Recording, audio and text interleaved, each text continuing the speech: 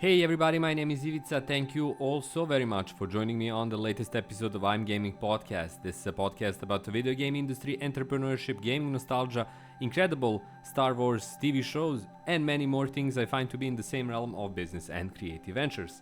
Like always, a huge thanks goes to my Patreon supporters who really and truly continue to make this podcast possible. Without your generous and continuous monthly donations, I would not be able to continue doing it. So thanks a lot everyone, including my free Patreon supporters who still provide a much needed boost for this undertaking of mine. Now, this is episode 276 and it is all about a perfect TV show in my view that is called Andor. Now, Andor is a spin-off TV series from a spin-off movie from the spin-off universe of Star Wars. More precisely, it continues on the film Rogue One, which came out in 2016, and basically presents a prequel, two-season prequel to the same film that follows a set of rebels who steal the blueprints of the Death Star through a really tragical story and manage to get the same blueprints to the Rebel Alliance, which then uses it famously in the first movie of the series. I mean, it's the fourth movie according to the new lore, but anyway, they blow it up. Thanks to these rebels, which include Cassian Andor, who is the main protagonist of the TV show, and later on in the film, a big character of the film as well. And it's a completely brilliant, incredibly well executed, really impressive TV series. I think I already discussed the first season, but now the second season, the closing season, came out and presented a setup that is truly unique. First and foremost, it takes place over a 4-year period with 12 episodes. Each set of 3 episodes takes place in a year and then follows the next 3 episodes a year later. So the first or any batch of episode doesn't have to take a year per se, but the next batch is a year later.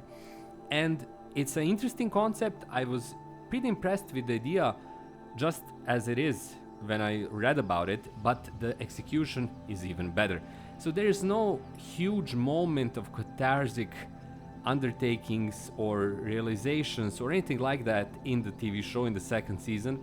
It's just that moment of setup, of understanding and payoff that, as the show brilliantly puts it, freedom is a thought and a spontaneous moment that lives inside all of us, while at the same time tyranny or fascism is a constantly demanding system that requires attention, that requires presence, that requires being there and sacrificing so much of yourself just to keep it going, knowing that you'll ultimately fail. While at the same time, freedom is something that you cannot ignore, that is simply inside of you and will take flight whenever and however, because it's natural. While at the same time, the control, the oppression, the fascism of the empire in this case, but it relates to all of our lives, is something that is unnatural and thus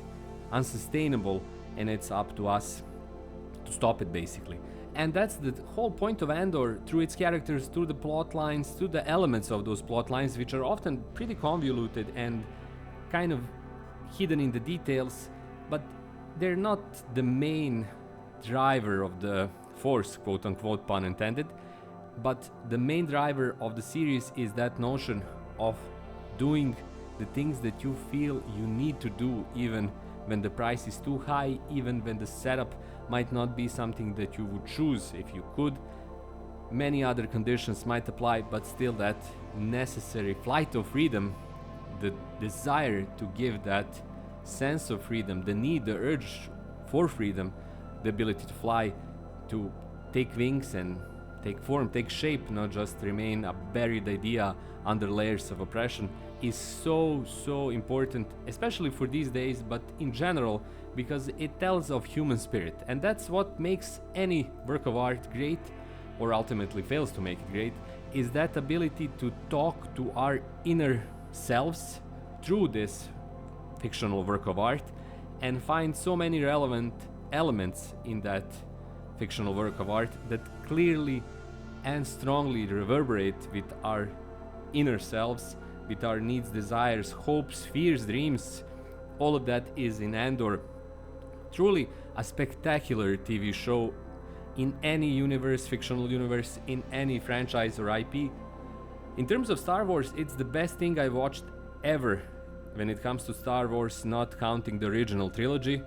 After the original trilogy, this is hands down the best thing that Star Wars ever gave to me, and it's an incredible set of ideas. I'm constantly returning back to that concept because on the surface it might look like a regular political thriller that is well cast, well executed, has great costumography, great scenery, but it's much more than that. It's a brilliantly written show because again it tells of ourselves and that need for freedom, that need to be free.